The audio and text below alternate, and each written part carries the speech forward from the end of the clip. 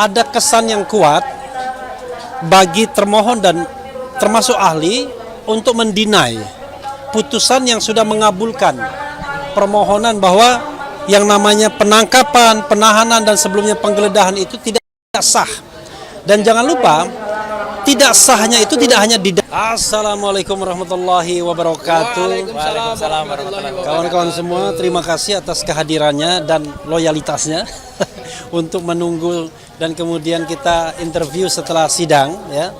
Ada dua hal yang ingin saya garis bawahi sebelum memberikan kesempatan kepada rekan-rekan yang lain dan juga prinsipal Mas Roy Suryo.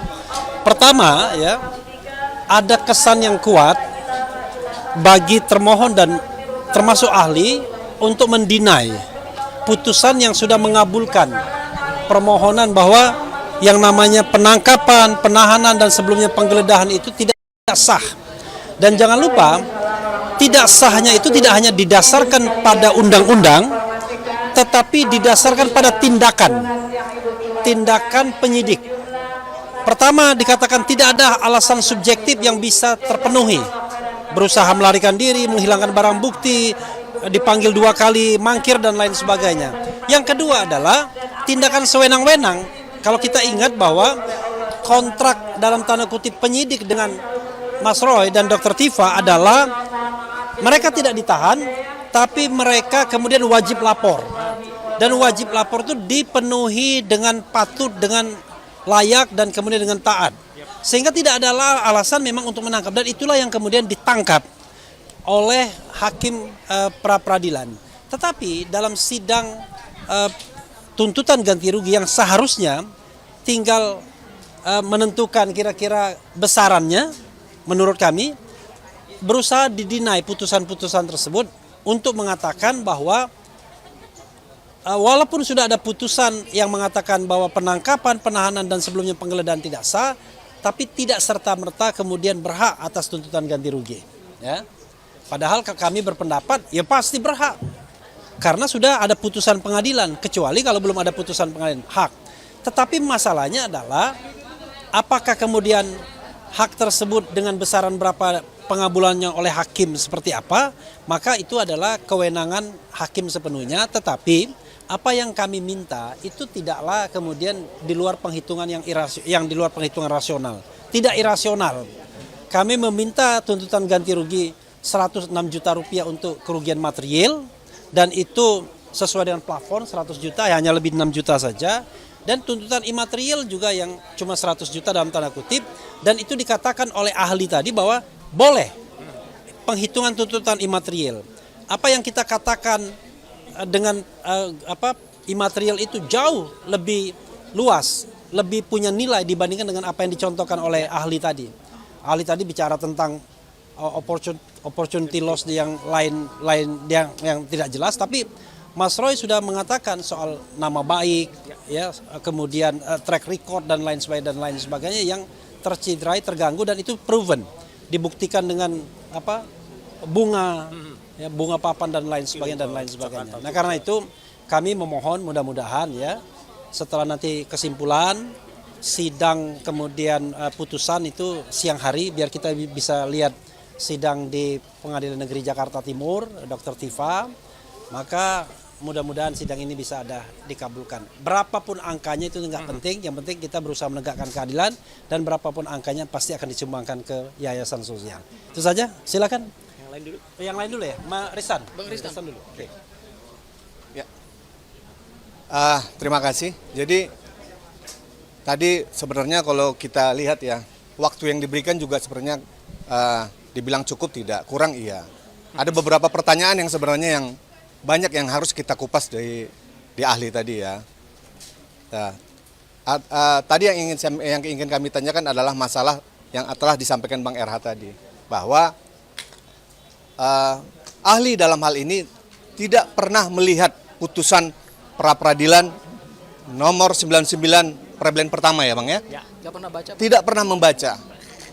Dan ahli tadi menyatakan bahwa alasan penahanannya adalah subjektif ya. Artinya melihat bahwa pelimpahan harus ditahan.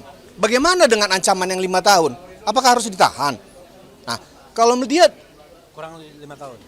Ancaman di bawah di atas 5 tahun kan harus ditahan. Kalau tidak 5 tahun berarti tidak ditahan. Apakah harus ditahan kan begitu?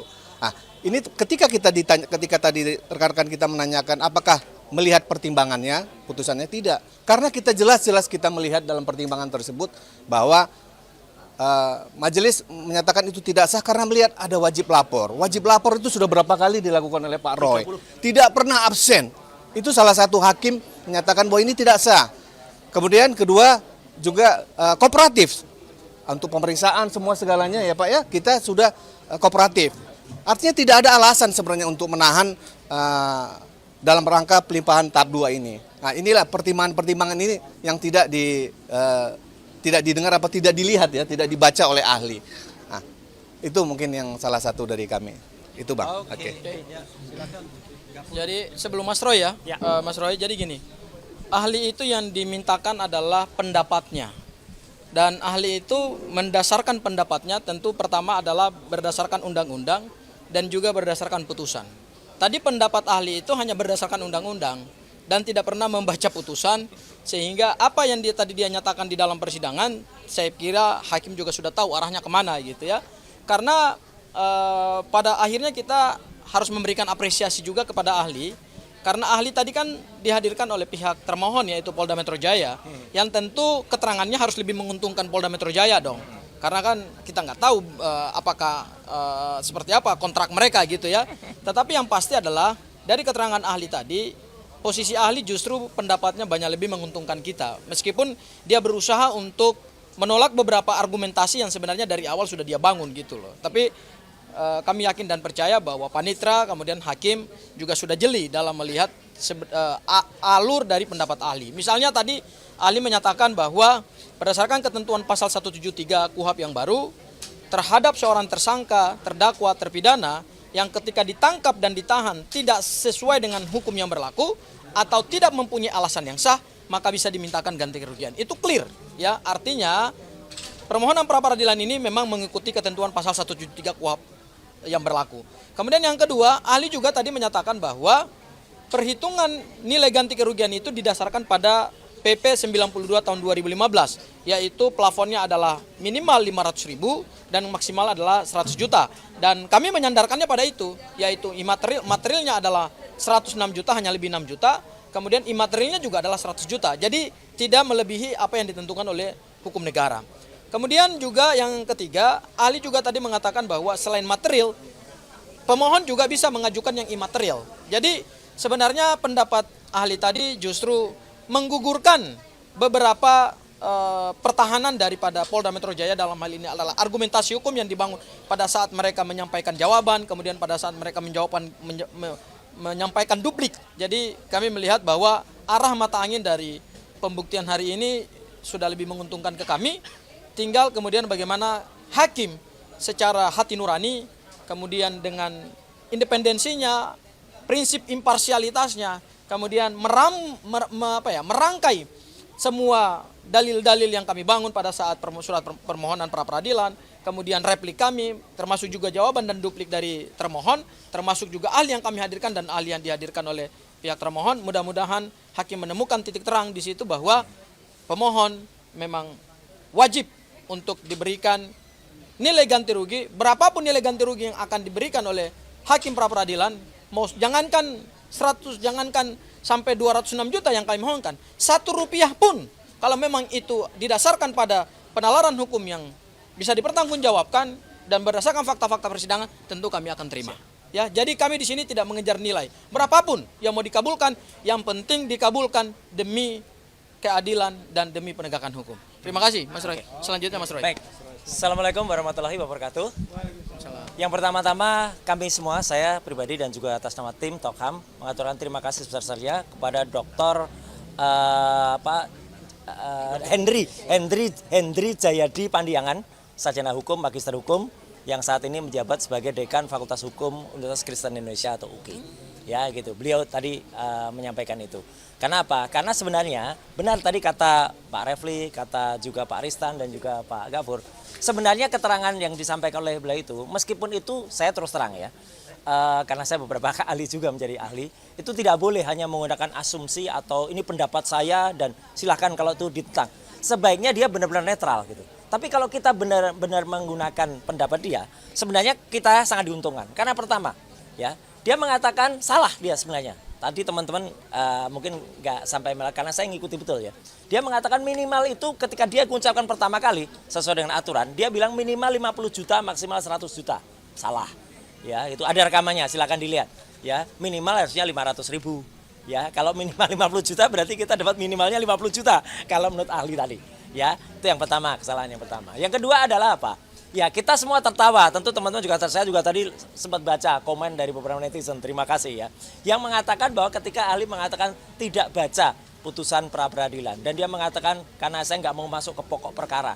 Loh, jauh banget. Pra peradilan memang tidak menyidangkan pokok perkara. Pra peradilan memang hanya menguji formalnya.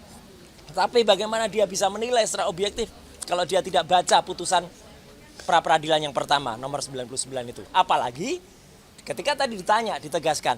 Jadi yang menjadi pertimbangan adalah apa?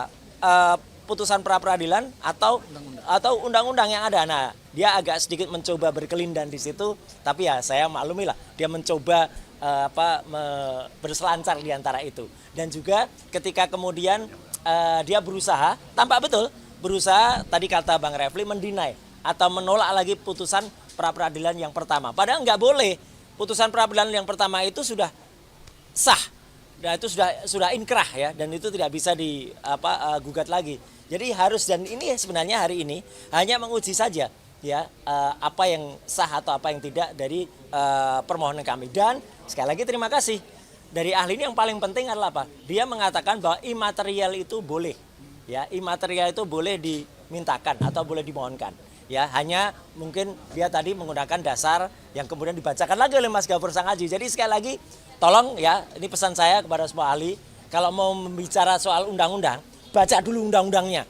Ya gitu. Dia tadi juga nggak baca undang-undang tentang kerugian negara itu, nggak baca, baru dibacakan Mas Gafur, baru dia membaca. Jadi itu ya pendapat saya. Tapi sekali lagi saya ngaturkan terima kasih kepada Pak Dr. Hendri Jayadi Pandiangan, karena apa? Sekali lagi itu menguntungkan kami. Ya, itu menguntungkan kami untuk biar kami nantinya akan bisa melakukan simpulan yang besok akan kita bacakan jam 2. Bukan dibacakan, diserahkan. Tidak ada pembacaan. Jadi hanya diserahkan jam 2 siang. Dan insya Allah meskipun tadi hakim belum memastikan, tapi kita mohon hari Kamis itu putusannya juga siang. Supaya kita bisa dan yang penting lagi bukan hanya hari Kamis, apa? Hari Jumat lusanya. Silakan datang lagi untuk pra peradilan yang keempat. Ya, kita sudah mendaftarkan pra peradilan yang keempat dan jadwalnya adalah besok hari Jumat. Ya, kita tunggu jam 9 ya, jam 9 pagi. Jadi itulah pra peradilan keempat. Tentang apa? Tentang pencekalan. Ya, gitu. Ya, pencekalan dan ada beberapa ya gitu, tapi yang penting tentang pencekalan.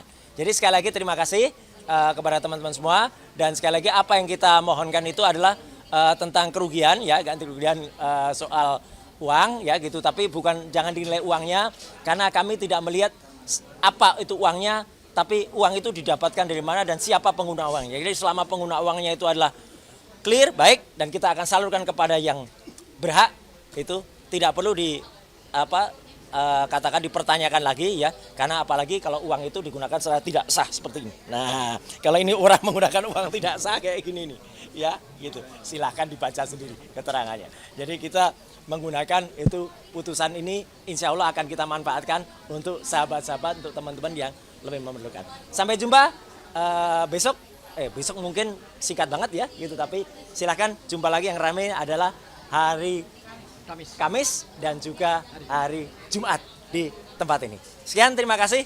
Wassalamualaikum warahmatullahi wabarakatuh. Waalaikumsalam warahmatullahi wabarakatuh. Cukup ya? Cukup ya. Okay. Uang tidak jahat. Nah, uangnya nggak jahat. Tapi yang jahat adalah menggunakan uang itu, riwayat. Nah, itu yang jahat. Yang jahat itu mendapatkan uang dengan cara tidak halal. Nah, itu makanya kita halal. Ya. Oke, terima kasih ya. Makasih.